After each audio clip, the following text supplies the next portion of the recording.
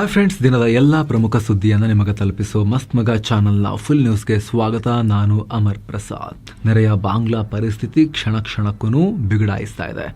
ಮತ್ತೊಬ್ಬ ವಿದ್ಯಾರ್ಥಿ ನಾಯಕನ ಮೇಲೆ ಗುಂಡಿನ ದಾಳಿ ನಡೆದ ಬೆನ್ನಲ್ಲೇ ಬಾಂಗ್ಲಾ ಮತ್ತಷ್ಟು ಪ್ರಕ್ಷುಬ್ಧ ಆಗಿದೆ. ಈ ನಡುವೆ all India medical student association AIMSA PM Modi ಅವರಿಗೆ ಪತ್ರ ಬರೆದಿದೆ. ಬಾಂಗ್ಲಾದಲ್ಲಿ ಸಿಕ್ಕಾಕೊಂಡಿರೋ ಭಾರತೀಯ ಮೆಡಿಕಲ್ ವಿದ್ಯಾರ್ಥಿಗಳ ರಕ್ಷಣೆಗಾಗಿ ಕೂಡಲೇ ಮಧ್ಯಪ್ರವೇಶ ಮಾಡಿ ಅಂತ ಒತ್ತಾಯ ಮಾಡಿದ್ದಾರೆ.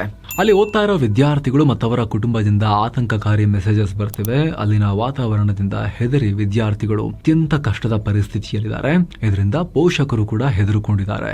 ಇಂಥ ತುರ್ತು ಸಂದರ್ಭಗಳಲ್ಲಿ ಸರ್ಕಾರ ನಮ್ಮನ್ನ ಕಾಪಾಡುತ್ತೆ ಅಂತ ಅನ್ಕೊಂಡು ವಿದ್ಯಾರ್ಥಿಗಳು ವಿದೇಶಗಳಿಗೆ ಓದೋಕೆ ಹೋಗಿರ್ತಾರೆ. ಹೀಗಾಗಿ ವಿದೇಶಾಂಗ ಇಲಾಖೆಯೊಂದಿಗೆ ಸಹಕರಿಸಿ ಪ್ರಧಾನಮಂತ್ರಿಗಳು ಕೂಡಲೇ ರಕ್ಷಣಾ ಕ್ರಮಗಳನ್ನ ತಗೋಬೇಕು, ಮಧ್ಯ ಪ್ರವೇಶ ಮಾಡಬೇಕು ಅಂತ ಆಗ್ರಹ ಮಾಡಿದ್ದಾರೆ. ಇತ್ತ ಬಾಂಗ್ಲಾಗೆ ಸರಿಯಾದ ಪಾಠ ಕಲಿಸಬೇಕು ಅಂತ ವಿಶ್ವ ಹಿಂದೂ ಪರಿಷತ್ ಕೆಂಡಾಮಂಡಲಾಗಿದೆ.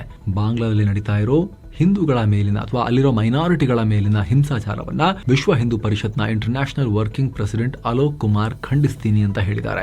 ಬಾಂಗ್ಲಾದ ಮಹಮ್ಮದ್ ಯೂನುಸ್ರ ಸರ್ಕಾರ ಭಾರತದ ಸಾರ್ವಭೌಮತ್ವಕ್ಕೂ ಸವಾಲು ಹಾಕ್ತಾ ಇದೆ.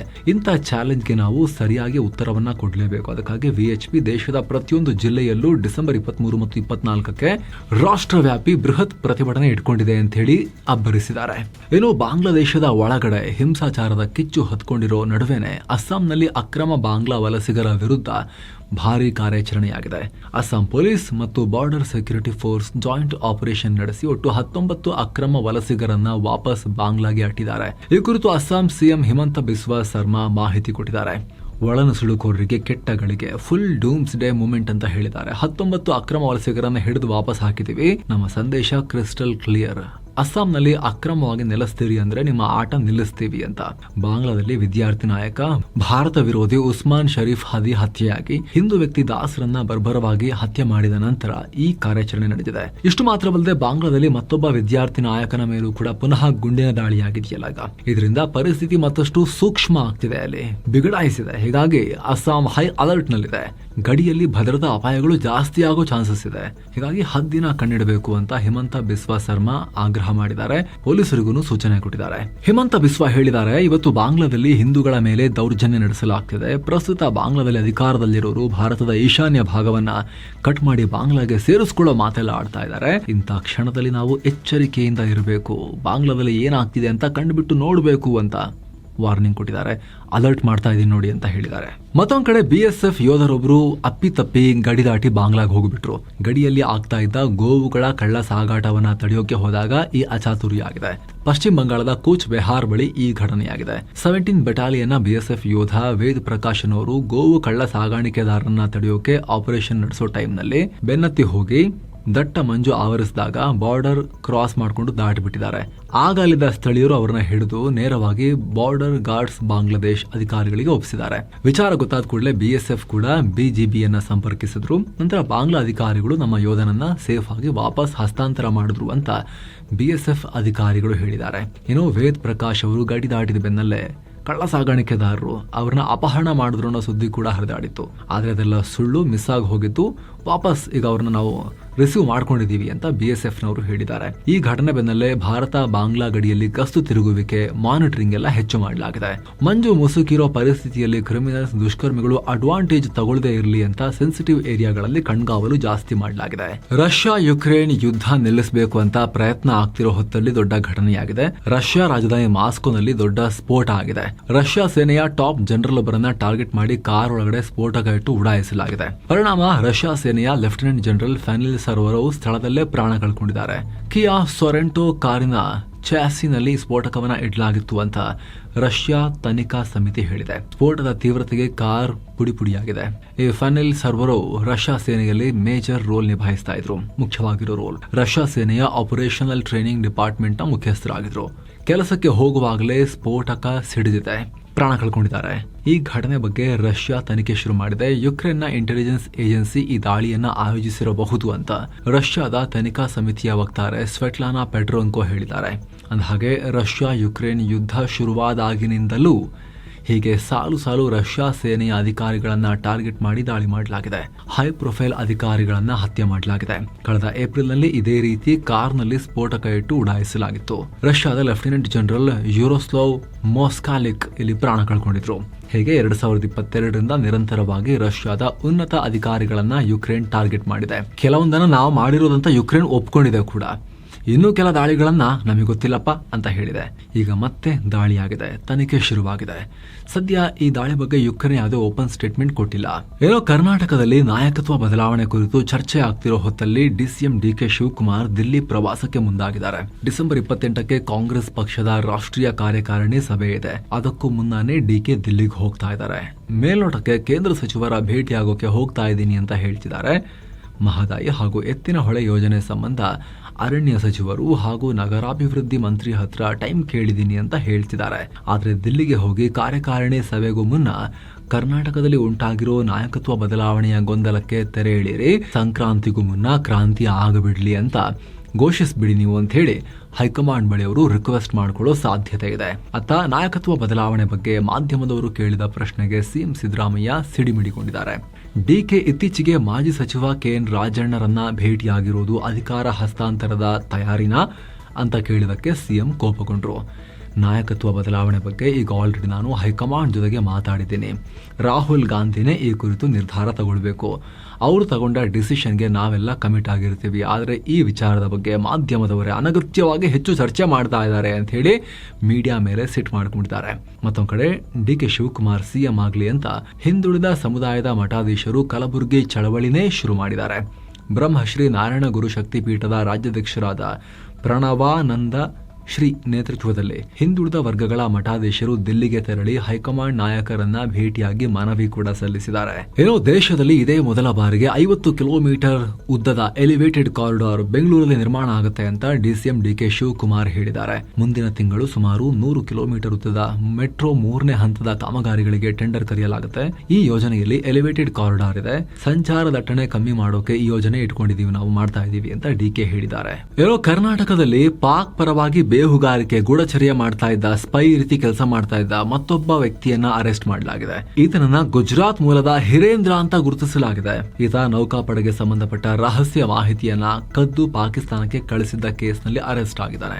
ಇತ್ತೀಚೆಗಷ್ಟೇ ಈ ಕೇಸ್ನಲ್ಲಿ ಯುಪಿ ಮೂಲದ ರೋಹಿತ್ ಮತ್ತು ಸಂತ್ರಿ ಅನ್ನೋರನ್ನ ಮಲ್ಪೆ ಪೊಲೀಸರು ಅರೆಸ್ಟ್ ಮಾಡಿದ್ರು. ಇವರಿಬ್ರು ಕೊಚ್ಚಿನ್ ಶಿಪ್ ಯಾರ್ಡ್ ನಲ್ಲಿ ಗುತ್ತಿಗೆ ಆಧಾರದಲ್ಲಿ ಕೆಲಸ ಮಾಡ್ತಿದ್ರು. ಈ ಇಬ್ಬರಿಗೆ ಸದ್ಯ ಅರೆಸ್ಟ್ ಆಗಿರೋ ಹಿರೇಂದ್ರ ಸಿಮ್ ಕಾರ್ಡ್ ಕೊಟ್ಟಿದ್ದ. ಈ ಸಿಮ್ ಕಾರ್ಡ್ ಗಳ ಮೂಲಕ ಇಬ್ರು ಪಾಕಿಸ್ತಾನದಲ್ಲಿರೋ ವ್ಯಕ್ತಿಗಳಿಗೆ ನೌಕಾಪಡೆಯ ಗೌಪ್ಯ ಮಾಹಿತಿಯನ್ನ ಶೇರ್ ಮಾಡಿದ್ರು ಅನ್ನೋದು ತನಿಖೆಯಲ್ಲಿ ಬೆಳಕಿಗೆ ಬಂದಿದೆ. ಹಡಗುಗಳ ಸಂಖ್ಯೆ, ಅವುಗಳ ಮೂವ್ಮೆಂಟ್ ಮತ್ತು ಇತರ ರಹಸ್ಯ ಮಾಹಿತಿಯನ್ನ ವಾಟ್ಸ್ಆಪ್ ಮಾಡಿದ್ರು ಅಂತ.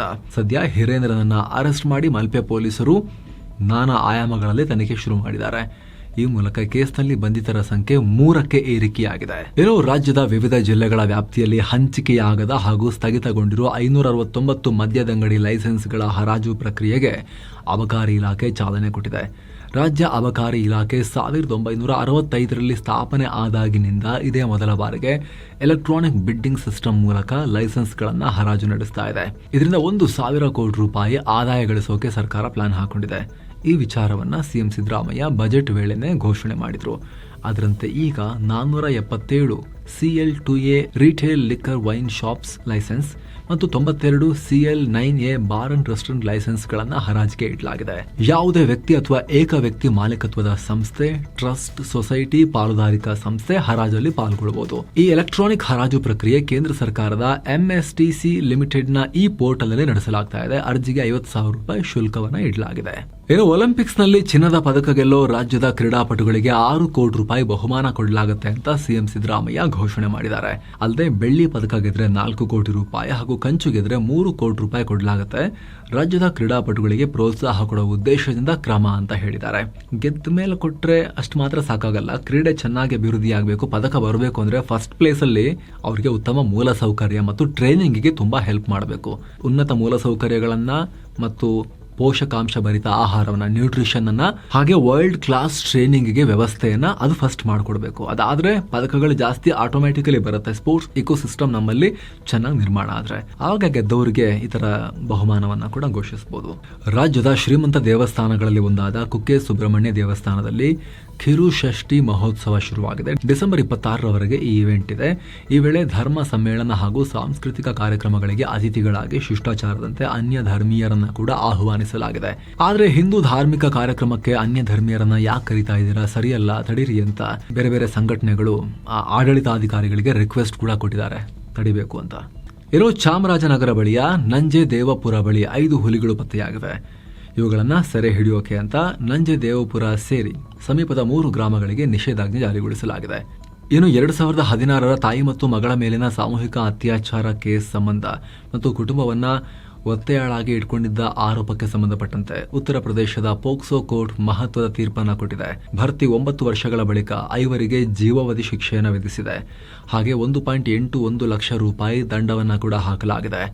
ಏನೋ ಕೇಸ್ ವಿಚಾರಣೆ ವೇಳೆ ಕೋರ್ಟ್ನ ಜಡ್ಜ್ ರಾಕ್ಷಸರನ್ನ ನಾಗರಿಕ ಸಮಾಜದಿಂದ ದೂರ ಇಡಿ ಅಂತ ಹೇಳಿದ್ದಾರೆ. ಬದುಕಿರೋವರೆಗೂ ಜೈಲಲ್ಲಿಡಿ ಅಂತ ಹೇಳಿದ್ದಾರೆ. 2016ರಲ್ಲಿ ಈ ಅಮಾನವೀಯ ಕೃತ್ಯ ಆಗಿತ್ತು. ನೋಯ್ಡಾದಿಂದ ಶಹಜಾನ್ಪುರಕ್ಕೆ ಹೋಗಿದ್ದ ಕುಟುಂಬವನ್ನ ಹೈವೇನಲ್ಲಿ ಕಿರಾತಕರು ತಡೆದಿದ್ರು. ಅಲ್ಲಿ ತಾಯಿ ಮತ್ತು ಮಗಳ ಮೇಲೆ ಅತ್ಯಾಚಾರ ಎಸಗಿ ದರೋಡೆ ಮಾಡಿ ಒತ್ತೆಯಾಳಾಗಿ ಹಿಡ್ಕೊಂಡಿದ್ರು ಅನ್ನೋ ಆರೋಪ ಇತ್ತು. ಕೇಸ್ ಆಗಿತ್ತು. ಆಮೇಲೆ ಪೊಲೀಸರು 11 ಮಂದಿಯನ್ನು ಅರೆಸ್ಟ್ ಮಾಡಿದ್ರು. ಅಲಹಾಬಾದ್ ಹೈಕೋರ್ಟ್ ಕೂಡ ಸ್ವಯಂ ಪ್ರೇರಿತ ದೂರು ದಾಖಲಿಸಿಕೊಂಡು ಸಿಬಿಐ ತನಿಖೆಗೆ ಹೇಳಿತ್ತು. ಸಿಬಿಐ ಚಾರ್ಜ್ ಶೀಟ್ ಸಲ್ಲಿಸಿತ್ತು. ಈ ಕೇಸಲ್ಲಿ 3 ಖುಲಾಸೆಯಾಗಿದ್ರು. 2 ಎನ್ಕೌಂಟರ್ನಲ್ಲಿ ಸತ್ತೋಗಿದ್ರು.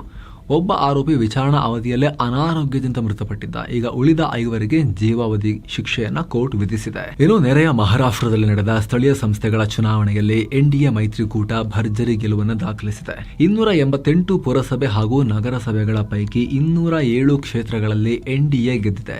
ಈ ಪೈಕಿ ಬಿಜೆಪಿ 117, ಶಿವಸೇನೆಯ ಶಿಂದೆ ಬಣ 53 ಕಡೆ ಹಾಗೂ ಅಜಿತ್ ಪವಾರ್ ನೇತೃತ್ವದ ಎನ್ಸಿಪಿ 37 ಕಡೆ ಗೆದ್ದಿದೆ. ಅತ್ತ ವಿಪಕ್ಷಗಳು 44 ಕಡೆ ಮಾತ್ರ ಜಯಗಳಿಸುವಲ್ಲಿ ಶಕ್ತರಾಗಿದ್ದಾರೆ. 28 ಕಡೆ ಕಾಂಗ್ರೆಸ್, ಶರದ್ ಪವಾರ್ ನೇತೃತ್ವದ ಎನ್ಸಿಪಿ 7 ಕಡೆ ಹಾಗೂ ಉದ್ಧವ್ ಠಾಕ್ರೆ ಬಣದ ಶಿವಸೇನೆ 9 ಕಡೆ ಗೆಲುವನ್ನು ಸಾಧಿಸಿದ್ದಾರೆ. ಇನ್ನು ಎನ್ಡಿಎ ಗೆಲುವಿನ ಹಿನ್ನೆಲೆಯಲ್ಲಿ ಪಿಎಂ ಮೋದಿ ಮಹಾರಾಷ್ಟ್ರ ಜನತೆಗೆ ಧನ್ಯವಾದ ಹೇಳಿದ್ದಾರೆ. ಅಲ್ಲದೆ ಇದರಿಂದ ಮಹಾರಾಷ್ಟ್ರ ಜನ ಅಭಿವೃದ್ಧಿ ಜೊತೆಗೆ ದೃಢವಾಗಿ ನಿಂತಿದ್ದಾರೆ ಅನ್ನೋದು ಗೊತ್ತಾಗುತ್ತೆ ಅಂತ ಹೇಳಿ ಪಿಎಂ ಹೇಳಿದ್ದಾರೆ. ಇನ್ನು ಪೊಲಿಟಿಕಲ್ ಪಾರ್ಟಿಗಳಲ್ಲೇ ಬಿಜೆಪಿಗೆ ಅತಿ ಹೆಚ್ಚಿನ ದೇಣಿಗೆ ಹರಿದು ಬರೋದು ಮುಂದುವರೆದಿದೆ. ಎಲೆಕ್ಟೋರಲ್ ಬಾಂಡ್ಗಳು ನಿಷೇಧ ಆಯಿತು. ಆದ್ರೆ ದೇಣಿಗೆ ಕೊಡೋಕೆ ಮುಂಚೆನೂ ಅವಕಾಶ ಇತ್ತು, ಇವಾಗಲೂ ಕೂಡ ಅವಕಾಶ ಇದೆಯಲ್ಲ. 2024-25ರ ಆರ್ಥಿಕ ವರ್ಷದಲ್ಲಿ ಬಿಜೆಪಿಗೆ 6,088 ಕೋಟಿ ರೂಪಾಯಿ ಫಂಡ್ ಹರಿದು ಹೋಗಿದೆ.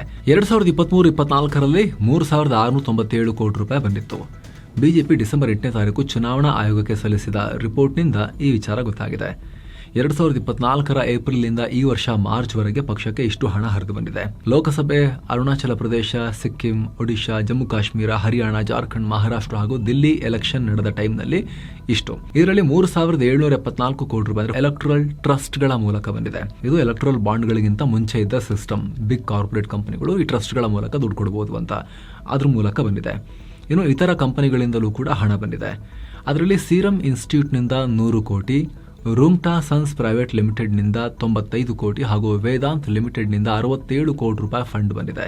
ಇನ್ನು ಇದೇ 2024-25ರ ಅವಧಿಯಲ್ಲಿ ಇತರ ಪಕ್ಷಗಳಿಗೆ ಎಷ್ಟೆಷ್ಟು ಹಣ ಹರಿದು ಬಂದಿದೆ ಅಂತ ನೋಡುವುದಾದ್ರೆ ಕಾಂಗ್ರೆಸ್ಗೆ 522 ಕೋಟಿ ರೂಪಾಯಿ, ಡಿಎಂಕೆಗೆ 365 ಕೋಟಿ ರೂಪಾಯಿ, ಟಿಎಂಸಿಗೆ 184, ವೈಎಸ್ಆರ್ ಕಾಂಗ್ರೆಸ್ಗೆ 140, ಟಿಡಿಪಿಗೆ 83 ಕೋಟಿ, ಬಿಜೆಡಿಗೆ 60, ಆಮ್ ಆದ್ಮಿ ಪಾರ್ಟಿಗೆ 38, ಜೆಡಿಯುಗೆ 18 ಕೋಟಿ ರೂಪಾಯಿ ದೇಣಿಗೆ ಹರಿದು ಬಂದಿದೆ. ಇನ್ನು ಅರಾವಳಿ ಬೆಟ್ಟಗಳ ಕುರಿತಾಗಿ ಎದ್ದಿರೋ ವಿವಾದಕ್ಕೆ ಕೇಂದ್ರ ಸರ್ಕಾರ ಸ್ಪಷ್ಟೀಕರಣ ಕೊಟ್ಟಿದೆ. 90% ಅರಾವಳಿ ಶ್ರೇಣಿ ಸಂರಕ್ಷಿತ ಪ್ರದೇಶ ಅಂತ ಹೇಳಿದೆ. ಅರಾವಳಿ ಶ್ರೇಣಿಯಲ್ಲಿ ಯಾವುದೇ ಹೊಸ ಮೈನಿಂಗ್ ಮಾಡಲ್ಲ. ಸುಪ್ರೀಂ ಕೋರ್ಟ್ ಹೊಸ ಗಣಿ ಗುತ್ತಿಗೆಗಳನ್ನು ಸ್ಥಗಿತಗೊಳಿಸಿದೆ ಅಂತ ಕೇಂದ್ರ ಪರಿಸರ ಖಾತೆ ಸಚಿವ ಭೂಪಿಂದರ್ ಯಾದವ್ ಹೇಳಿದ್ದಾರೆ. ಸುಮ್ಮನೆ ಈ ವಿವಾದವನ್ನ ಎಬ್ಬಿಸಿ ಸುಳ್ಳು ಸುದ್ದಿಯನ್ನ ಹರಡಿಸಲಾಗಿದೆ ಅಂತ ಹೇಳಿದ್ದಾರೆ. ಅಂದಹಾಗೆ ಇತ್ತೀಚೆಗಷ್ಟೇ ಸುಪ್ರೀಂ ಕೋರ್ಟ್ ಅರಾವಳಿ ಶ್ರೇಣಿ ಅಂದ್ರೆ ಯಾವುದು ಅಂತ ಹೊಸ ವ್ಯಾಖ್ಯಾನ ಕೊಟ್ಟಿತ್ತು. 100 ಮೀಟರ್ಗಿಂತ ಹೆಚ್ಚು ಎತ್ತರ ಇರೋ ಬೆಟ್ಟಗಳನ್ನು ಮಾತ್ರ ಅರಾವಳಿ ಪರ್ವತ ಅಂತ ಪರಿಗಣಿಸಲಾಗುತ್ತೆ. ಅದಕ್ಕಿಂತ ಕಮ್ಮಿ ಎತ್ತರ ಇರೋ ಬೆಟ್ಟಗಳು ಈ ವ್ಯಾಪ್ತಿಗೆ ಬರಲ್ಲ ಅಂತ ಹೇಳಿತ್ತು. ಕೇಂದ್ರ ಪರಿಸರ ಸಚಿವಾಲಯ ಕೊಟ್ಟಿರೋ ಈ ವ್ಯಾಖ್ಯಾನಕ್ಕೆ ಸುಪ್ರೀಂ ಕೋರ್ಟ್ ಅನುಮೋದನೆ ಕೊಟ್ಟಿತ್ತು. ಇದರಿಂದ ಅರಾವಳಿ ಶ್ರೇಣಿಯಲ್ಲೂ ಕೂಡ 100 ಮೀಟರ್ಗಿಂತ ಕೆಳಗಿರೋ ಜಾಗಗಳಲ್ಲಿ ಮೈನಿಂಗ್ ಶುರುವಾಗುತ್ತೆ ಅಂತ. ಮೈನಿಂಗ್, ಕನ್ಸ್ಟ್ರಕ್ಷನ್, ಕಮರ್ಷಿಯಲ್ ಆಕ್ಟಿವಿಟೀಸ್ಗೆ ಅವಕಾಶ ಸಿಗುತ್ತೆ ಅಂತ ಹೇಳಿ. ಇದರಿಂದ ರಾಜಸ್ಥಾನ ಸೇರಿದ ಹಾಗೆ ಉತ್ತರ ಭಾರತದಲ್ಲಿ ಪ್ರತಿಭಟನೆ ಶುರುವಾಗಿತ್ತು. ಇದಕ್ಕೀಗ ಸರ್ಕಾರ ಸ್ಪಷ್ಟೀಕರಣ ಕೊಟ್ಟಿದೆ, ಎಲ್ಲ ಸುಳ್ಳು ಅಂತ ಹೇಳಿದೆ. ಇಡೀ ಅರಾವಳಿ ಶ್ರೇಣಿಯಲ್ಲಿ ಈ ಥರದ ಚಟುವಟಿಕೆ ಆದರೂ ಕೂಡ 1-2% ಹೆಚ್ಚಿನ ಜಾಗದಲ್ಲಿ ಆಗಲ್ಲ ಅಂತ ಕೇಂದ್ರ ಸಚಿವರು ಕ್ಲಾರಿಫಿಕೇಶನ್ ಕೊಟ್ಟಿದ್ದಾರೆ.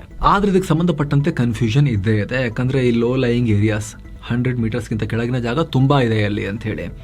ಇದಕ್ಕೆ ಸಂಬಂಧಪಟ್ಟಂತೆ ವಿಶೇಷ ವರದಿಯಲ್ಲಿ ನಾವು ನಿಮಗೆ ಡೀಟೇಲ್ ಆಗಿ ಮಾಹಿತಿಯನ್ನು ಕೊಡ್ತೀವಿ. ಯಾಕೆ ಇಷ್ಟು ಗಲಾಟೆ ಆಗ್ತಾ ಇದೆ, ಇಷ್ಟೊಂದು ಕ್ಯಾಂಪೇನ್ ಯಾಕೆ ನಡೀತಾ ಇದೆ, ಏನಿದು ಅರಾವಳಿ ಹಿಲ್ಸ್, ಎಲ್ಲವನ್ನು ಡೀಟೇಲ್ ಆಗಿ ನಿಮಗೆ ಅತಿ ಶೀಘ್ರದಲ್ಲಿ ಪ್ರತ್ಯೇಕ ವರದಿಯಲ್ಲಿ ಮಾಹಿತಿಯನ್ನು ಕೊಡ್ತೀವಿ ಸ್ನೇಹಿತರೆ.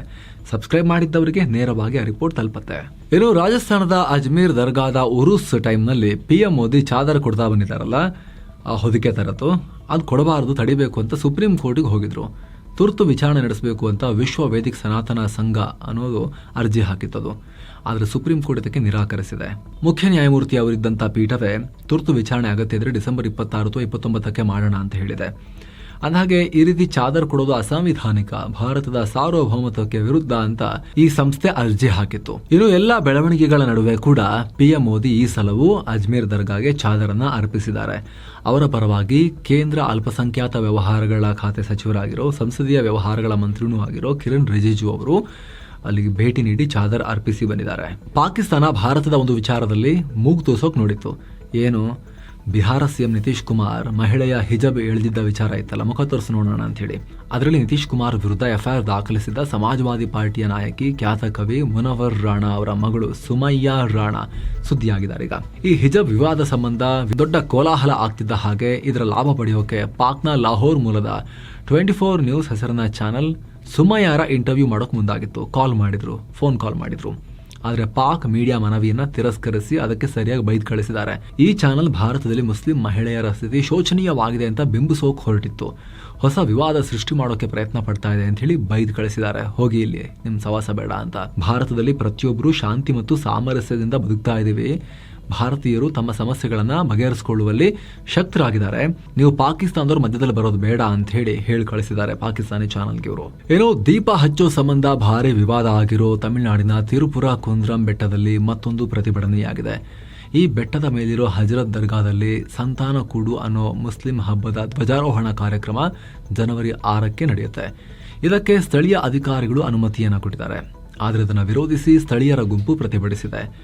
ಅಲ್ಲದೆ ಇದೇ ವೇಳೆ ಕೋರ್ಟ್ ಆದೇಶದಂತೆ ದರ್ಗಾ ಸಮೀಪದ ಕಂಬದ ಮೇಲೆ ದೀಪ ಹಚ್ಚಬೇಕು ಅಂತ ಆಗ್ರಹ ಮಾಡಿದ್ದಾರೆ.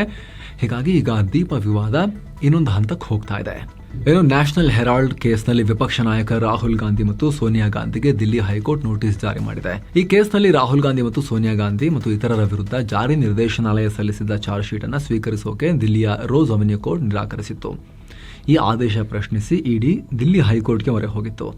ಈಗ ಪ್ರತಿಕ್ರಿಯೆ ಕೊಡಿ ಅಂತ ದಿಲ್ಲಿ ಹೈಕೋರ್ಟ್ ನೋಟಿಸ್ ಕೊಟ್ಟಿದೆ. ಮುಂದಿನ ವಿಚಾರಣೆಯನ್ನ ಮಾರ್ಚ್ 12ಕ್ಕೆ ಮುಂದೂಡಿಕೆ ಮಾಡಲಾಗಿದೆ. ಇನ್ನು ಏರ್ ಇಂಡಿಯಾ ವಿಮಾನ ಮತ್ತೆ ಸುದ್ದಿಯಾಗಿದೆ. ದಿಲ್ಲಿಯಿಂದ ಮುಂಬೈಗೆ ಹೊರಟಿದ್ದ ಏರ್ ಇಂಡಿಯಾದ AI-887 ವಿಮಾನ ಮಾರ್ಗ ಮಧ್ಯದಲ್ಲಿ ದಿಲ್ಲಿಗೆ ವಾಪಸ್ ಆಗಿದೆ. ವಿಮಾನದ ಬಲಭಾಗದ ಎಂಜಿನ್ ಆಯಿಲ್ನ ಪ್ರೆಷರ್ 0ಗೆ ಡೌನ್ ಆಗಿತ್ತು. ಹೀಗಾಗಿ ಎಚ್ಚೆತ್ತ ಪೈಲಟ್ ಎಂಜಿನ್ ಅನ್ನ ಆಫ್ ಮಾಡಿ ವಿಮಾನವನ್ನ ಮಾರ್ಗ ಮಧ್ಯದಲ್ಲಿ ಡೈವರ್ಟ್ ಮಾಡಿದ್ದಾರೆ. ಕೂದಲೆಳೆ ಅಂತರದಲ್ಲಿ ದೊಡ್ಡ ಅನಾಹುತ ತಪ್ಪಿದೆ. ವಿಮಾನ ಸೇಫ್ ಆಗಿ ಲ್ಯಾಂಡ್ ಆಯಿತು. ಎಲ್ಲರೂ ಸೇಫ್ ಆಗಿದ್ದಾರೆ. ಸದ್ಯ ಪ್ರಯಾಣಿಕರಿಗೆ ಬೇರೆ ವಿಮಾನ ವ್ಯವಸ್ಥೆ ಮಾಡಿದ್ರು. ಇತ್ತ ಈ ಘಟನೆಗೆ DGCA directorate general of civil aviation ಕೂಡ ಪ್ರತಿಕ್ರಿಯೆ ಕೊಟ್ಟಿದೆ. ಎಂಜಿನ್ ನಲ್ಲಿ ಆಯಿಲ್ ಪ್ರೆಷರ್ ಡೌನ್ ಆದ ನಂತರ ಇಂಜಿನ್ ಶಟ್ ಡೌನ್ ಮಾಡಲಾಯಿತು. ಸದ್ಯ ತೀವ್ರ ತಪಾಸಣೆ ನಡೀತಾ ಇದೆ ಅಂತ ಹೇಳಿದೆ. ಇತ್ತ ಈ ಘಟನೆ ಬಗ್ಗೆ ಡೀಟೇಲ್ ಆಗಿ ವರದಿ ಕೊಡಿ ಅಂತ ಕೇಂದ್ರ ನಾಗರಿಕ ವಿಮಾನಯಾನ ಸಚಿವಾಲಯ ಏರ್ ಇಂಡಿಯಾಗೆ ಆದೇಶ ನೀಡಿದೆ. ಹಾಗೆ ತನಿಖೆ ನಡೆಸೋಕೆ DGCAಗೆ ನಿರ್ದೇಶನ ಕೊಟ್ಟಿದೆ. ಸ್ನೇಹಿತರೆ, ನಿಮಗೆ ಪ್ರಶ್ನೆ ಮಾಡಬಹುದು, ಇಂಜಿನ್ ಆಫ್ ಮಾಡ್ಕೊಂಡು ಮತ್ತೆ ಹೆಂಗ್ ಲ್ಯಾಂಡ್ ಆದ್ರು ಅಂತ. ಟ್ವಿನ್ ಇಂಜಿನ್ ಇರುವಂತ ಏರ್ಕ್ರಾಫ್ಟ್ ಗಳಲ್ಲಿ ಒಂದು ಇಂಜಿನ್ ನಲ್ಲಿ ಈ ತರ ಸಮಸ್ಯೆ ಆದಾಗ ತಾತ್ಕಾಲಿಕವಾಗಿ ಅದನ್ನ ಆಫ್ ಮಾಡಿಬಿಟ್ಟು ಇನ್ನೊಂದು ಇಂಜಿನ್ ಬಳಸಿ ಲ್ಯಾಂಡ್ ಮಾಡ್ಕೋಬಹುದು. ಏನೋ ಛತ್ತೀಸ್ಗಢದ ಸುಕ್ಮಾ ಜಿಲ್ಲೆಯಲ್ಲಿ ಭದ್ರತಾ ಪಡೆಗಳಿಂದ ದೊಡ್ಡ ಕಾರ್ಯಾಚರಣೆ ನಡೆದಿದೆ. ನಕ್ಸಲರ ಶಸ್ತ್ರಾಸ್ತ್ರ ತಯಾರಿಕಾ ಫೆಸಿಲಿಟಿಯನ್ನ ಧ್ವಂಸ ಮಾಡಲಾಗಿದೆ. ಈ ವೇಳೆ 8 ರೈಫಲ್, ಸ್ಫೋಟಕ ಮತ್ತು ಬಂದೂಕುಗಳ ತಯಾರಿಕೆಗೆ ಬಳಸುವ ವಸ್ತುಗಳು, ammonium nitrate fuel oil, electronic detonators, welding machine ಸೇರಿ ಹಲವು ಇಂತಹ ವಸ್ತುಗಳನ್ನು, ವಿಶೇಷವಾಗಿ ಸ್ಫೋಟಕಕ್ಕೆ ಮತ್ತು ಸ್ಫೋಟ ನಡೆಸೋಕೆ ತಯಾರಿಗೆ ಬಳಸುವ ವಸ್ತುಗಳನ್ನು ಸೀಸ್ ಮಾಡಲಾಗಿದೆ. ಗುಪ್ತಚರ ಮಾಹಿತಿ ಮೇರೆಗೆ CRPFನ 150ನೇ ಬೆಟಾಲಿಯನ್ ಮತ್ತು ಸ್ಥಳೀಯ ಪೊಲೀಸರು ಈ ಕಾರ್ಯಾಚರಣೆ ಮಾಡಿದ್ದಾರೆ. ಏನೋ ನ್ಯೂಕ್ಲಿಯರ್ ಸೆಕ್ಟರ್ಗೆ ಖಾಸಗಿ ಕಂಪನಿಗಳು ಪಾಲ್ಗೊಳ್ಳೋಕೆ ಅವಕಾಶ ಮಾಡಿಕೊಡೋ ಶಾಂತಿ ಅಂದರೆ sustainable harnessing and advancement of nuclear energy for transforming India ಬಿಲ್ಗೆ ರಾಷ್ಟ್ರಪತಿ ದ್ರೌಪದಿ ಮುರ್ಮು ಅನುಮೋದನೆ ಕೊಟ್ಟಿದ್ದಾರೆ, ಸೈನ್ ಹಾಕಿದ್ದಾರೆ. ಇತ್ತೀಚೆಗೆ ಈ ಬಿಲ್ ಸಂಸತ್ನ 2 ಸದನಗಳಲ್ಲಿ ಪಾಸ್ ಆಗಿತ್ತು. ಈಗ ರಾಷ್ಟ್ರಪತಿಯವರ ಸೈನ್ ಕೂಡ ಬಿದ್ದಾಗಿದೆ. ಸೂಪರ್ ಫಾಸ್ಟ್ ಎಲ್ಲವೂ. ಈ ಬಿಲ್ ಭಾರತದ ಸಿವಿಲ್ ನ್ಯೂಕ್ಲಿಯರ್ ಸೆಕ್ಟರ್ಗೆ ಅಡ್ಡಗಾಲಾಗಿದ್ದ 1962ರ ಅಟಾಮಿಕ್ ಎನರ್ಜಿ ಆಕ್ಟ್ ಮತ್ತು 2010ರ civil liability for nuclear damage act ಅನ್ನ ಕ್ಯಾನ್ಸಲ್ ಮಾಡುತ್ತೆ. ಇದಕ್ಕೆ ಸಂಬಂಧಪಟ್ಟಂತೆ ಡೀಟೇಲ್ ಆಗಿ ನಾವು ಈ ಸುಧಾರಣೆಗೆ ಸಂಬಂಧಪಟ್ಟಂತೆ ಈ ರಿಪೋರ್ಟ್ ನಲ್ಲಿ ಮಾಹಿತಿಯನ್ನು ಕೊಟ್ಟಿದ್ದೀವಿ, ನೀವು ಇದನ್ನು ಚೆಕ್ ಮಾಡಬಹುದು. RSS ಮುಖ್ಯಸ್ಥ ಮೋಹನ್ ಭಾಗವತ್ ಒಂದು ಹೇಳಿಕೆ ಕೊಟ್ಟಿದ್ದಾರೆ ಭಾರತದ ಬಗ್ಗೆ. ಸೂರ್ಯ ಪೂರ್ವದಲ್ಲಿ ಉದಯಿಸುವುದು ಇದು ಯಾವಾಗಲೂ ಬದಲಾಗಲ್ಲ, ಅದಕ್ಕೆ ಯಾವುದೇ ಸಾಂವಿಧಾನಿಕ ಅನುಮೋದನೆ ಬೇಕಾಗಿಲ್ಲ, ಯಾಕಂದ್ರೆ ಅದೇ ಸತ್ಯ. ಹಾಗೆ ಭಾರತ ಹಿಂದೂ ರಾಷ್ಟ್ರ, ಇದಕ್ಕೂ ಕೂಡ ಯಾವುದೇ ಸಾಂವಿಧಾನಿಕ ಅನುಮೋದನೆ ಬೇಡ ಅಂತ ಹೇಳಿದ್ದಾರೆ. ಅಂದರೆ ಹಿಂದೂ ರಾಷ್ಟ್ರ ಅಂತ ಸಂವಿಧಾನಬದ್ಧವಾಗಿ ಘೋಷಣೆ ಮಾಡೋ ಅವಶ್ಯಕತೆ ಏನಿಲ್ಲ, ಅದು ಆಲ್ರೆಡಿ ಅದಿದೆ, ಅದು ಸತ್ಯ ಅನ್ನೋ ರೀತಿಯಲ್ಲಿ ಮೋಹನ್ ಭಾಗವತ್ ಅವರು ಹೇಳಿಕೆಯನ್ನು ಕೊಟ್ಟಿದ್ದಾರೆ. ಇನ್ನು ಪಾಕಿಸ್ತಾನದಲ್ಲೂ ಕೂಡ ಈಗ ಅತ್ಯುನ್ನತ ನಾಗರಿಕ ಪ್ರಶಸ್ತಿಯ ಬೇಟೆಗೆ ಒಬ್ಬರು ಹೊರಟುಬಿಟ್ಟಿದ್ದಾರೆ. ಯಾರು? ಮುನೀರಾ. ಪಾಕ್ನ ಅರಬ್ ಬ್ರದರ್ ಸೌದಿ ಅರೇಬಿಯಾ ಪಾಕ್ನ ಫಸ್ಟ್ CTF ಮುನೀರಂಗೆ ಅತ್ಯುನ್ನತ ಪ್ರಶಸ್ತಿಯನ್ನು ಕೊಟ್ಟಿದೆ. ಸೌದಿ ಅರೇಬಿಯಾದ ಅತ್ಯುನ್ನತ ನಾಗರಿಕ ಪ್ರಶಸ್ತಿ king Abdulaziz medal of excellence ಕೊಡಲಾಗಿದೆ. ಸದ್ಯ ಸೌದಿ ಭೇಟಿಯಲ್ಲಿರೋ ಮುನೀರ್ಗೆ ಇದನ್ನ ಕೊಡಲಾಗಿದೆ. 2 ರಾಷ್ಟ್ರಗಳ ನಡುವಿನ ದೀರ್ಘಕಾಲದ ಸಹೋದರತ್ವ ಸಂಬಂಧವನ್ನು ಬಲಪಡಿಸಿದ್ದಕ್ಕಾಗಿ ಮತ್ತು ಮುನೀರ್ನ ಪ್ರೊಫೆಷನಲಿಸಮ್ ಅಂಡ್ ಸ್ಟ್ರಾಟಜಿಕ್ ಔಟ್ಲುಕ್ಗೆ ಮೆಚ್ಚಿ ಪ್ರಶಸ್ತಿ ಕೊಟ್ಟಿದ್ದೀವಿ ಅಂತ ಸೌದಿ ಅರೇಬಿಯಾ ಹೇಳಿದೆ. ಈಗ ಹಣಕಾಸು, ಆರ್ಥಿಕತೆ ಮತ್ತು ಮಾರ್ಕೆಟ್ಗೆ ಸಂಬಂಧಪಟ್ಟಂತೆ, ಸ್ಟಾಕ್ ಮಾರ್ಕೆಟ್ಗೆ ಸಂಬಂಧಪಟ್ಟಂತೆ ಅಪ್ಡೇಟ್ಸ್ ನೋಡ್ತಾ ಹೋಗೋಣ. ಮೊದಲಿಗೆ ಷೇರುಪೇಟೆ ನೋಡಿದ್ರೆ ವಾರದ ಮೊದಲ ದಿನ ಷೇರುಪೇಟೆಯಲ್ಲಿ ಫುಲ್ ಜೀವಕಳೆ, ಹಸಿರು. ದಿನದ ವಹಿವಾಟಿನ ಅಂತ್ಯಕ್ಕೆ ಸೆನ್ಸೆಕ್ಸ್ 638 ಪಾಯಿಂಟ್ಸ್ ಅಥವಾ 0.75% ಏರಿಕೆಯಾಗಿ 85,567ಕ್ಕೆ ತಲುಪಿತು. ನಿಫ್ಟಿ 206 ಅಂಕ ಅಥವಾ 0.79% ರೈಸ್ ಆಗಿ 26,172ಕ್ಕೆ ರೀಚ್ ಆಯಿತು. ಇನ್ನು BSE ಮಿಡ್ ಕ್ಯಾಪ್ ಇಂಡೆಕ್ಸ್ 0.86%, ಹಾಗೆ ಸ್ಮಾಲ್ ಕ್ಯಾಪ್ ಸೂಚ್ಯಂಕ 1.12% ಜಂಪ್ ಆದವು. BSE ಲಿಸ್ಟೆಡ್ ಕಂಪನಿಗಳ ಮಾರ್ಕೆಟ್ ಕ್ಯಾಪ್ 471 ಲಕ್ಷ ಕೋಟಿಯಿಂದ ಸೀದಾ 475 ಲಕ್ಷ ಕೋಟಿಗೆ ರೈಸ್ ಆಯಿತು. ಡಾಲರ್ ಮುಂದೆ ರೂಪಾಯಿ ಮೌಲ್ಯ ಕುಸಿತ ಕಾಣದೆ ಸ್ವಲ್ಪ ಸ್ಟೇಬಲ್ ಆಗಿ ಉಳಿತಾ ಇರೋದು, ಹಾಗೆ ವಿದೇಶಿ ಬಂಡವಾಳದ ಒಳಹರಿವು ಮಾರುಕಟ್ಟೆಗೆ ಬಲ ಕೊಟ್ಟಿದೆ.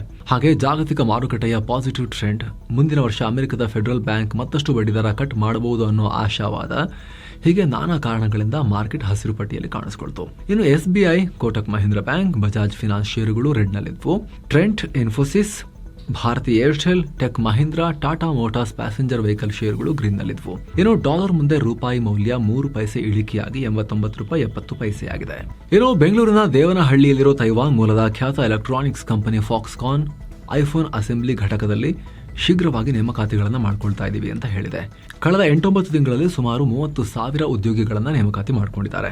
ಇನ್ನು ಟಾಟಾ ಗ್ರೂಪ್ ಒಡೆತನದ ಟಾಟಾ ಎಲೆಕ್ಟ್ರಾನಿಕ್ಸ್ ಮತ್ತು ಜಪಾನ್ನ ROHM ಕಂಪನಿ ಭಾರತದಲ್ಲಿ ಸೆಮಿ ಕಂಡಕ್ಟರ್ ತಯಾರಿಕೆಗೆ ಕೈಜೋಡಿಸಿದ್ದಾರೆ. ದೇಸಿ ಮತ್ತು ಜಾಗತಿಕ ಮಾರ್ಕೆಟ್ಗೆ ಜಂಟಿಯಾಗಿ ಕಂಪನಿಗಳು ಸೆಮಿ ಕಂಡಕ್ಟರ್ ಚಿಪ್ ಅನ್ನ ತಯಾರಿಸ್ತಾರೆ. ಮೊದಲ ಹಂತದಲ್ಲಿ Tata electronics ROHM company design ಮಾಡಿರೋ ಆಟೋಮೋಟಿವ್ ಪಾರ್ಟ್ ಅನ್ನ ಅಸೆಂಬಲ್ ಮತ್ತು ಟೆಸ್ಟ್ ಮಾಡುತ್ತೆ. ಹಾಗೆ ಚಿಪ್ ಪ್ಯಾಕೇಜಿಂಗ್ ಸರ್ವಿಸ್ ಅನ್ನ ಕೂಡ ಕೊಡುತ್ತೆ.